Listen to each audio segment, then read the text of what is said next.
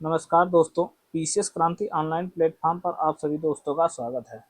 दोस्तों, जैसा कि आप जानते हैं, पीसीएस क्रांति टीम लगभग हर सब्जेक्ट के 1000+ पीवाईक्यू को सॉल्व करा रही है। उसी संदर्भ में हम लोगों ने अभी तक हिस्ट्री, ज्योग्राफी, इन सब के पीवाईक्यू को स्टार्ट कर दिया है। लेकिन अब इसके साथ ही हम लोग एनवायरनमेंट के पीवाईक्यू को भी अब देखेंगे। यहाँ पे आप लोगों को कम से कम 1000+ तो पीवाईक्यू, लेकिन इन्वायरमेंट के पोर्शन में बहुत ज़्यादा क्वेश्चन रहेंगे। 800, 700, 800 क्वेश्चन प्लस क्या नाम लगभग पीवाईक्यू इसमें होंगे। इस तरीके से टोटल टारगेट है कि हम लोग 1000+ कुल मिला के पीवाईक्यू को सॉल्व कराए।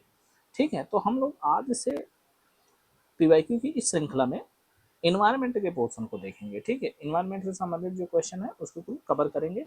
और दोस्तों, एक बात बता दें कि इसमें हम लोग यूपी पीसीएस और यूपीएससी इन दो आयोगों के ही क्वेश्चन को सॉल्व करा रहे हैं, क्योंकि यही दो महत्वपूर्ण आयोग भी हैं। यहाँ से क्वेश्चन बहुत ज़्यादा बनते हैं ये लोग, और अच्छे क्वेश्चन भी फ्रेम होते हैं यहाँ से। ठीक है, तो इसलिए हम लोग इसी को टारगेट करेंगे, दो आयोगों को। ठीक है, और आज की जो श्रृंखला है, आज की जो सीरीज है इन्वायरमेंट की, ये पहली सीरीज है। तो अब पहली सीरीज में हम लोग पर्यावरण एवं सतत विकास, पारिस्थितिकी तंत्र एवं पारितंत्र, पारितंत्र में खाद्य श्रृंखला, यह 3 पीवाईक्यू को सॉल्व करा रहे हैं। ठीक है, 3 के चैप्टर के पीवाईक्यू को सॉल्व करा रहे हैं। तो आज इसी संदर्भ में पर्यावरण और सतत विकास से संबंधित पहला पीवाईक्यू है, पर्यावरण से अभिप्राय क्या है, यानी कि पर्यावरण किसे कहते हैं। तो दोस्तों, आपका ऑप्शन है भूमि, जल, वायु, पौधों एवं पशुओं की प्राकृतिक दुनिया जो इनके चारों ओर अस्तित्व में है। यह बात बिल्कुल सही है। उन संपूर्ण दशाओं का योग जो व्यक्ति के एक समय बिंदु को घेरे हुए होती है। यह भी बात सही है कि व्यक्ति के चारों तरफ का जो वातावरण है वो पर्यावरण ही है। भौतिक, जैविकी, सांस्कृतिक तत्वों की अंतःक्रिया व्यवस्था जो अंतर संबंधित होते हैं उसे, यानी कि सारे के सारे ऑप्शन ही सही है, पर्यावरण के एक तरीके से मूल है। ठीक है, तो इसका आंसर हो जाएगा ऑप्शन डी। ठीक है, उपयुक्त सभी। अब देखते हैं अपना दूसरा क्वेश्चन। दूसरा क्वेश्चन में सामान्यतया पर्यावरण को निम्न प्रकार से वर्गीकृत किया जा सकता है, निम्नलिखित में से कौन सा एक वर्गीकरण का अंश नहीं, यानी कि पर्यावरण से संबंधित कौन सी चीज नहीं है।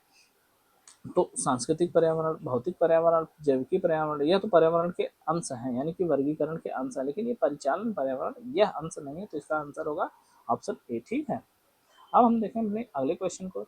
इसमें कि दो कथन दिए गए हैं और उनके आधार पर उन्हें व्याख्यायित करना है। तो पहला कथन है सतत विकास मानव समाज के कल्याण हेतु महत्वपूर्ण। बिल्कुल, क्योंकि सतत विकास का अर्थ ही होता है कि हम लोग अपने संसाधनों का इस प्रकार दोहन करें कि जो आने वाली पीढ़ी है उसके लिए भी संसाधन बचे रहें, यानी कि वो भी संसाधनों का उपभोग कर सके। यानी कि हम लोग, ऐसा ना हो कि हम लोग सारे संसाधनों का उपयोग स्वयं कर ले। ठीक है, तो यह बात तो सही है कि समाज कल्याण के लिए महत्वपूर्ण है। और सतत विकास से अभिप्राय ऐसे विकास से जो भावी पीढ़ियों की जरूरतें पूरी करने की योग्यता को प्रभावित किए बिना वर्तमान समय की आवश्यकताओं को भी पूरा कर सके। ठीक है, तो दोनों बात सही है और दोनों सही व्याख्या कर रहे हैं एक दूसरे की। ठीक है, तो इसका आंसर ए होगा। घटनाओं के कालानुक्रम को व्यवस्थित तथा नीचे दिए गए, तो आपको यह क्वेश्चन करना। लिमिट टू ग्रोथ आप जानते हैं कि 1972 में आई थी। मॉन्ट्रियल प्रोटोकॉल 1986 में मॉन्ट्रियल प्रोटोकॉल हुआ था। ब्रटलैंड और रियो पृथ्वी सम्मेलन आपको बता दें 1992 में हुआ था। ब्रटलैंड जो था 1987 में हुआ था। ठीक है, तो इस तरीके से आपका पहला हो जाएगा, चौथा नंबर, फिर तीसरा नंबर, फिर दूसरा नंबर और फिर पहला नंबर। तो इसका आंसर सी हो जाएगा। ठीक है, धारणीय विकास के उपयोग के संदर्भ में अंतर पीढ़ीगत संवेदनशीलता का विषय है। तो यह किससे संबंधित है? धारणीय विकास, तो यह प्राकृतिक संसाधनों के संदर्भ में। ठीक है, यानी कि प्राकृतिक संसाधनों को एक तरीके से भौतिक संसाधनों को भी देख सकते हैं। ठीक है, कौन सा विषय नहीं है? तो यह औद्योगिक संसाधन इसके विषय नहीं है। ठीक है, सतत विकास के लिए आवश्यक है। तो दोस्तों, बता दें कि सतत विकास के लिए क्या आवश्यक है। सतत विकास के लिए आवश्यक है कि आपको लोग नियमित रूप से संसाधनों का जो दोहन हो रहा है उसकी प्रतिपूर्ति भी कर सकें, और उतना ही दोहन करें, यानी उतना ही उपभोग करें जितना आपको उपभोग के लिए आवश्यक है। ठीक है, और जीव जंतु का संरक्षण करें। तो सारा चीजें आ जाती है किस तरीके से, जैव विविधता का संरक्षण, प्रदूषण का निरोध एवं नियंत्रण, निर्धनता को घटाना, उपयुक्त सभी। तो सारी बातें इसमें से सही हो जाएंगी आपकी लगभग। ठीक है, अब सातवां क्वेश्चन देख लेते हैं, पर्यावरण अपकर्ष। तो पर्यावरण अपकर्ष क्या है, तो इसको संबंधित हम लोग बातें देख लेते हैं कि पर्यावरण अपकर्ष क्या है। दोस्तों आपके ऑप्शन दिया है कि पर्यावरणीय गुणों को पूर्ण रूप से निम्नीकृत करना, मानवीय क्रियाकलापों से विपरीत परिवर्तन लाना, पारिस्थितिकी विभिन्नता के परिणाम स्वरूप पारिस्थितिकी संतुलन, उपर्युक्त सभी। तो ये सारी चीजें ही पर्यावरण अब कर सके, यानी कि पर्यावरण निम्नीकरण इस तरीके से सारे ही आंसर हो जाएंगे। ठीक है, निम्न में से किस एक का संबंध पर्यावरण सुरक्षा से नहीं है? तो दोस्तों पर्यावरणीय सुरक्षा से क्या नहीं है? वातानुकूलन, कागज के थैलों का प्रयोग, गरीबी कम करना, धाड़ी विकास कम करना, लेकिन गरीबी विकास करना पर्यावरण सुरक्षा से नहीं है इसका मुद्दा। ठीक है, धाड़ी कृषि, सतत सस्टेनेबल एग्रीकल्चर। तो सस्टेनेबल एग्रीकल्चर जो है वो आत्मनिर्भरता को बढ़ावा देती है, क्योंकि आप लोग जब लिमिटेड संसाधनों का उपभोग करेंगे तो आप आत्मनिर्भर रहेंगे और अपने से खुद से ही उसका दोहन कर सकेंगे, यानी कि जितना संसाधन है उतने का ही दोहन भी हो रहा है और उतना फिर निर्मित भी हो जा रहा है। ठीक है, अब हम देखेंगे अपने अगले क्वेश्चन को दोस्तों। तो इसमें दिया है कथन और एक दिया है कारण। ठीक है, प्राकृतिक वनस्पति जलवायु का सही सूचकांक है। बिल्कुल सही बात है, यानी कि प्राकृतिक वनस्पतियां जो है जलवायु को सही तरीके से सूचित करती हैं। यानी कि आप देखोगे कि कोई शीत जलवायु की पौधा यानी प्राकृतिक वनस्पति वह उष्ण कटिबंधीय क्षेत्र में नहीं जन्म ले सकती, यानी कि वहाँ विकसित नहीं हो सकती। इस तरीके से ये बात सही है। जल प्रिय पौधे आर्द्र जलवायु में पाए जाते हैं, यह भी बात सही है कि जहाँ पे जल की आवश्यकता अधिक है वहाँ पे आर्द्र जलवायु होगी तो वहाँ पे बारिश भी ज्यादा होगी, वाष्पीकरण कम होगा, तो इसलिए वहाँ जल प्रिय पौधे। दोनों बातें सही है लेकिन स्पष्टीकरण नहीं दे रहे। ठीक है, हम्म, स्पष्टीकरण दे भी रहे हैं, सही है, बात गलत है। ठीक है, अब देख लेते हैं हम लोग पर्यावरण के परिरक्षण एवं संदर्भ हेतु पर्यावरण संरक्षण अधिनियम कब लाया गया था? आपको क्या पता है? ये पर्यावरण संरक्षण अधिनियम 1986 में लाया गया था। ठीक है, निम्नलिखित में से कौन सा पर्यावरण संतुलन के संरक्षण से संबंधित है? वन नीति, पर्यावरण सुरक्षा अधिनियम, औद्योगिक नीति, शिक्षा नीति। पर्यावरण संतुलन के संरक्षण से संबंधित कौन है? तो आपको वन नीति और पर्यावरण नीति ये सही हो जाएंगे। ठीक है, इको मार्क प्रतीक निम्नलिखित में से किससे संबंधित है दोस्तों? तो इको मार्क जो है वह आपको बता दें, इसमें क्या किया जाता है कि अगर किसी पे इको मार्क जो है वो प्रतीक लगा दिया जाता है, इसका मतलब यह होता है कि यह पर्यावरण की दृष्टि से अनुकूल है, यानी पर्यावरण क्षरण में इसका कोई सहयोग मतलब कि इसका कोई योगदान नहीं है, यानी कि ये पर्यावरण को संरक्षित करते हुए इसका निर्माण किया गया है। ठीक है, तो यह पर्यावरण, और दूसरी बात यह है कि पर्यावरण को यह सुरक्षित भी रखेगा आगे उपभोग के बाद भी। इस तरीके से आपका ऑप्शन आपका बी हो जाएगा, पर्यावरण के लिए सुरक्षित सामग्री से इको मार्क लगाते हैं उसके प्रतीक के रूप में। ठीक है दोस्तों, 1962 में प्रकाशित साइलेंट स्प्रिंग जिससे विश्व के पर्यावरण आंदोलन को गति मिली थी के लेखक कौन थे? तो आपको बता दें साइलेंट स्प्रिंग के लेखक आपको पता है रिचल कार्सन थे। ठीक है, नगरीकरण और औद्योगिकरण हानिकारक है। तो दोस्तों बताते हैं नगरीकरण और औद्योगिकरण आप अधिक बढ़ाएंगे तो हमारा पर्यावरण विनष्ट होगा। ठीक है, यानी कि पर्यावरण और पारिस्थितिकी के लिए, संतुलित विकास के लिए, जैव विविधता के संरक्षण के उपयुक्त सभी के लिए ही यह हानिकारक होता है। ठीक है, अगला क्वेश्चन देख लेते हैं। हरित विकास, ग्रीन डेवलपमेंट। ग्रीन डेवलपमेंट एक पुस्तक है, इसके लेखक कौन है? तो दोस्तों इसके लेखक है WM एडम्स। ठीक है, आपका ऑप्शन डी हो जाएगा सही। 20वीं सदी के 80 के दशक के मध्य विकास के नकारात्मक पक्षों पर विस्तार से चर्चा की गई है, लेकिन उनमें से कौन सा महत्वपूर्ण नहीं था? तो दोस्तों आपको बता दें कि राजनीति एवं विकास पर्यावरण से संबंधित नहीं था। ठीक है, ग्रीन मास इंगित करता है। तो दोस्तों जो ग्रीन मास है इसमें क्या किया जाता है कि जो कंपनी है जो अपने प्रोडक्ट बनाते हैं उसमें क्या कहते हैं कि ये पर्यावरण को संरक्षित करेगा, यानी कि इसका उपभोग पर्यावरण के लिए हानिकारक नहीं है, इस तरीके के झूठे दावे किए जाते हैं। ठीक है, कंपनियों द्वारा कि यहाँ पे आप अगर इसका उपभोग करेंगे तो पर्यावरण को कोई से नुकसान नहीं होगा, तो झूठे दावे अपने बेचने के लिए करते हैं। तो इस तरीके से तो यह ग्रीन वाशिंग उसे बोला जाता है। तो ग्रीन वाशिंग किसे होगा? पर्यावरण संरक्षण का झूठा दावा करना। आपका ऑप्शन डी सही हो जाएगा। अब अगला क्वेश्चन देख लेते हैं। अब अगला क्वेश्चन दोस्तों पारिस्थितिकी तंत्र एवं पारितंत्र से संबंधित आ गया, यानी कि पारिस्थितिकी तंत्र एवं पारितंत्र से संबंधित क्वेश्चन यहाँ पे किए जाएंगे। निम्नलिखित में से कौन पारिस्थितिकी तंत्र के विषय में सही नहीं है? यह अजैविक और जैविक दोनों घटकों से युक्त होता है, बिल्कुल सही बात है। इसकी स्वयं की उत्पादकता होती है, यह भी बिल्कुल सही बात है। यह प्राकृतिक संसाधन तंत्र होता है, यह भी बिल्कुल सही बात है। यह वन तंत्र होता है, यह बात गलत है दोस्तों, वन तंत्र नहीं बल्कि ओपन विवरित का होता है। ठीक है, अब अगला क्वेश्चन देखते हैं। पारिस्थितिकी के बीच पारस्परिक संबंधों का अध्ययन करता है, तो पारिस्थितिकी के बीच क्या किसका अध्ययन किया जाता है? जीव और वातावरण का किया जाता है। अब अगला क्वेश्चन यह है कि सही कथन का चयन करना हमें। जीव मंडल एक खुला विवरित तंत्र का उदाहरण है, बिल्कुल बात सही है। जीव मंडल में पदार्थ के प्रारंभिक निवेश के बाद पुनः नए पदार्थों का निवेश नहीं हो सकता, परंतु ऊर्जा के निवेश और बहिर्गमन पर कोई प्रतिबंध नहीं होता। यह बात बिल्कुल गलत है, तो इसका सही है सी ऑप्शन। ठीक है। पारिस्थितिकी तंत्र शब्द का प्रयोग सर्वप्रथम एजी तांसरे ने किया था। बात सही है। जो जीव जो जीव अपना भोजन स्वयं उत्पादित करते हैं उन्हें स्वपोषित कहते हैं। ये भी बात सही है। प्रकाश संश्लेषण की प्रक्रिया द्वारा उपभोक्ता अपने भोजन का उपभोग करता, उपभोक्ता, यह बात गलत है। ठीक है। वियोजक अकार्बनिक पदार्थों को कार्बनिक पदार्थों में परिवर्तित, ये भी बात गलत है। तो इस तरीके से ऑप्शन ए आपका सही हो जाएगा। अगला क्वेश्चन देख लेते हैं। इकोसिस्टम के संदर्भ में क्या बात सत्य है? तो प्राथमिक उपभोक्ता उत्पादक स्तर पर न्यूनतम रूप से आश्रित होते हैं। यह बात बिल्कुल गलत है। प्राथमिक उपभोक्ता उत्पादकों की संख्या से अधिक होते हैं। यह बात भी बिल्कुल गलत है। उत्पादक प्राथमिक उपभोक्ता से अधिक हैं। यह बात बिल्कुल सही है। ठीक है। तो यह आपका ऑप्शन सी सही है। ठीक है।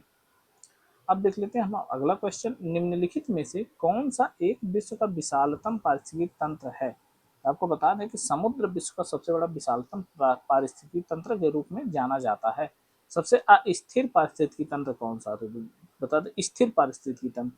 दोस्तों आपको बता दें महासागरीय जो पारिस्थितिक तंत्र है वह सबसे स्थिर पारिस्थितिक तंत्र माना जाता है। निम्नलिखित में से कौन सा कृत्रिम पारिस्थितिक तंत्र है? तो दोस्तों आपको बता दें झील प्राकृतिक है, घास का मैदान प्राकृतिक है, वन भी प्राकृतिक, लेकिन धान का खेत जो है वह प्राकृतिक पारिस्थितिकी तंत्र नहीं है। निम्नलिखित में से किस कार्य से पारिस्थितिकी संतुलन बिगड़ता है? तो दोस्तों बता दें कि आपको कि पर्यावरण का हानि किससे होगा? सामाजिक वानिकी से, यानी कि आप पेड़ लगाओगे तो होगा? नहीं। वन महोत्सव यानी वन के संरक्षण के लिए जागरूकता फैलाओगे तो होगा? नहीं, बिल्कुल नहीं होगा। आपका ऑप्शन है डी वनारोपण, यानी कि वन का रोपण करोगे तब होगा? तब भी नहीं होगा। तो यानी कि अगर आप लकड़ी काटोगे तो क्या होगा? पारिस्थितिकी संतुलन बिगड़ेगा। ठीक है। तो ऑप्शन ए का सही हो जाएगा। अब देख लेते हैं अगले क्वेश्चन को। किसका पारिस्थितिकी संतुलन से संबंध नहीं है? तो आप जल प्रबंधन करोगे तो अच्छी बात है, जल प्रबंधन करने से भी पारिस्थितिकी संतुलन बेहतर होगा। वन रोपण करने से सही होगा। वन्य जीव की सुरक्षा करोगे तब भी सही होगा। औद्योगिक प्रबंधन करोगे यानी कि कंपनियों के निर्माण और इन सबके प्रबंधन से वो काम करोगे तो ये पारिस्थितिकी संतुलन से संबंधित नहीं होगा, यानी कि पारिस्थितिकी संतुलन से अलग बात होगी। ठीक है। पारिस्थितिकी तंत्र में तत्वों के चक्रण को क्या कहते हैं? यानी कि जो क्या होता है कि वहाँ पे जो तत्व होते हैं, खनिज तत्व, वह निर्मित नहीं होते अलग से, विघटित नहीं होते अलग से, बल्कि एक रूप से दूसरे रूप में परिवर्तित होते हैं। ऊर्जा का स्रोत एक रूप से दूसरे रूप में परिवर्तित होता है, इसे बोलते हैं जैव भू रासायनिक चक्र। ठीक है। पारिस्थितिकी संक्रमण की अवधारणा का सर्वप्रथम प्रयोग किया गया था। तो पारिस्थितिकी संक्रमण की अवधारणा सबसे पहले बेनेट द्वारा की गई थी। ठीक है। पारिस्थितिकी निकेत के संदर्भ में निम्नलिखित कथनों में से कौन सा सही है? यह उन स्थितियों की श्रेणी का प्रतिनिधित्व करता है जो संसाधनों के उपयोग और पारिस्थितिकी तंत्र में इसी कार्यात्मक भूमिका को सहन कर सकती है। बिल्कुल बात सही है। प्रत्येक प्रजाति का एक अलग स्थान होता है, यह भी बात सही है। तो फिर दोनों ऑप्शन सही है। ठीक है। अब देख लेते हैं समुदायों का पूर्ण क्रम जो एक निश्चित स्थान पर बदलता है, यानी कि एक ही निश्चित स्थान पर वहां पे एक बार क्षरण होता है, फिर एक बार दूसरे समुदाय का विकास होता है, इस तरीके से। ठीक है। एक ही स्थान पे, तो इसका होगा, इसे कहते हैं सीयर। ठीक है। अब पोषक स्तर बनाते हैं। तो दोस्तों पोषक स्तर खाद्य श्रृंखला में जीवों से संबद्ध होने को पोषक स्तर बनाते हैं। ठीक है। तो केवल मांसाहारी ऐसा भी नहीं, केवल पौधों में ऐसा भी नहीं, केवल जंतु में ऐसा भी नहीं। ठीक है। तो आपका ऑप्शन होगा ऑप्शन बी इसका सही आंसर होगा। ठीक है। घास स्थलीय पारिस्थितिक तंत्र के खाद्य श्रृंखला में निम्नलिखित घटनाओं का सही क्रम हो। तो आप लगाइए कि घास को टिड्डा खाएगा, टिड्डा को सर्प खाएगा, सर्प को मेढक खाएगा, यह बात तो गलत हो गई। टिड्डा को मेढक खाएगा, मेढक को घास खाएगा, यह भी बात गलत हो गई। ठीक है। टिड्डा को सर्प खाएगा, सर्प को मेढक खाएगा, मेढक घास खाएगा, यह भी बात गलत है। घास को टिड्डा खाएगा, टिड्डा को मेढक खाएगा, मेढक को सर्प खाएगा, तो ये आपकी सही है। सही क्रम है खाद्य श्रृंखला की, तो आपका आंसर हो जाएगा ए। ठीक है। अब देख लेते हैं समुद्री वातावरण में मुख्य प्राथमिक उत्पादक होते हैं, यानी कि समुद्र में जो उत्पादन होता है वहां पे जो पारिस्थितिकी तंत्र है उसको खाद्य कहाँ से प्राप्त होता है? दोस्तों आपको बता दें फाइटोप्लैंक्टन जो होते हैं वो समुद्री वातावरण में मुख्य प्राथमिक उत्पादक होते हैं। यह प्रकाश संश्लेषण भी करते हैं सूर्य की रोशनी में। ठीक है। जैविक अजैविक संगठनों के मध्य बिचौलियों का कार्य करता है। तो कौन करता है बिचौलियों का? ये उपभोक्ता करता है। ठीक है। सॉरी, उत्पादक करता, उपभोक्ता ने उत्पादक करता है। ठीक। अब आपका ऑप्शन क्वेश्चन हो गया 37 नंबर। पारिस्थितिकी तंत्र के संदर्भ में निम्नलिखित कथनों पर विचार कीजिए। स्वपोषी जे स्वपोषणज स्तर पर उत्पादन को प्राथमिक उत्पादकता कहा जाता है द्वितीयक उत्पादकता का संदर्भ परपोषी विषम पोषण स्तर के उत्पादन से है, यानी कि ठीक है, स्वपोषी स्वपोषण के स्तर पर उत्पादन को अधिक प्राथमिक उत्पादकता कहा जाता है। यह क्या बात हो गई, यह बात तो सही है, ठीक है। द्वितीयक उत्पादकता के संदर्भ में परपोषी विषम पोषण के स्तर के उत्पादन में, तो बिल्कुल दोनों बात सही है, ठीक है। लोटिक पारिस्थितिकी तंत्र का उदाहरण है, तो लोटिक पारिस्थितिकी तंत्र आप जानते हैं कि जो चलता हुआ हो, ठीक है, तो यह क्या होगा, नदी हो जाएगा। इसका आंसर सी हो जाएगा आपका। अब देख लेते हैं अपना क्वेश्चन अगला। एक को अभिकथन ए तथा दूसरे को कारण आर कहा गया। अभिकथन ए में कहा गया कि लिमेंटिक क्षेत्र में पादप प्लवक अधिकता में वृद्धि करते, बात बिल्कुल सही है। लिमेंटिक क्षेत्र अपने पानी का खुला हुआ क्षेत्र होता है, ये भी बात सही है। तो आपके दोनों कथन सही है और सही व्याख्या भी कर रहे हैं। अब देख लेते हैं अंतिम क्वेश्चन है हमारे पीवाईक्यू इस श्रृंखला का। इसके बाद फिर हम लोग और अपने श्रृंखला को लेके आएंगे, आगे बढ़ाएंगे, ठीक है। तो इसमें यह है कि युग्मों से कौन सही है, कौन इन युग्मों से पर्वत सर्वाधिक अस्थायी पारिस्थितिक है, यह गलत है। समुद्र होता सर्वाधिक अस्थायी पारितंत्र। अजैविक घटक जीवाणु अब जैविक है, यह भी गलत बात है, क्योंकि ये जैविक है। हरे पौधे पारिस्थितिकी तंत्र, पारिस्थितिकी तंत्र, यह बात बिल्कुल सही। हरे पौधे पारिस्थितिकी तंत्र है, वार्षिक ग्लोबल वार्मिंग, तो यह बात बिल्कुल सही है, ठीक है। तो इस तरीके से दोस्तों हम लोगों ने पर्यावरण की जो पहली श्रृंखला थी, इसमें 3 चैप्टर को कवर किया। इसके बाद में हम अगली श्रृंखला में ज़्यादा से ज़्यादा 5-7 क्लास चैप्टर में ये पूरा श्रृंखला में यह पूरा समाप्त हो जाएगा दोस्तों, ठीक है। दोस्तों यदि आपको यह हमारा कंटेंट अच्छा लगे तो आप इसे लाइक शेयर और सब्सक्राइब भी कर सकते हैं, और अपने प्रेस आइकन को, बेल को प्रेस कर लें, जिससे आपको कोई भी नोटिफिकेशन मिलेगा तो आपको तुरंत ही मिलता जाएगा, ठीक है। तो अब इसके बाद फिर हम लोग हिस्ट्री का लेके आएंगे। हिस्ट्री के बाद फिर पुनः इन्वायरमेंट का आएगा। इसी श्रृंखला में ये चलती रहेगी, और ज्योग्राफी भी आपको लगातार पीवाईक्यू उसका लाया जा रहा है, ठीक है। ऐसे धीरे धीरे करके हम लोग पूरा अपना कंप्लीट करेंगे। लगभग आपको हर सब्जेक्ट के 1000+ पीवाईक्यू के क्वेश्चन आपको कंप्लीट कराए जाएंगे, और पूरी तरीके से आपकी तैयारी एक अच्छी हो जाएगी, क्योंकि पीवाईक्यू पे आप जानते हैं लगभग 30-40% तो पीवाईक्यू के ही रहते हैं, उसी बेस पे क्वेश्चन बनते हैं। तो आपको यह जरूरी हो जाता है कि आप पीवाईक्यू को अच्छे से ध्यान देकर देखें, ठीक है। तो दोस्तों अब हम लोग अगली श्रृंखला को लेकर हाजिर होंगे, तब तक के लिए दोस्तों धन्यवाद।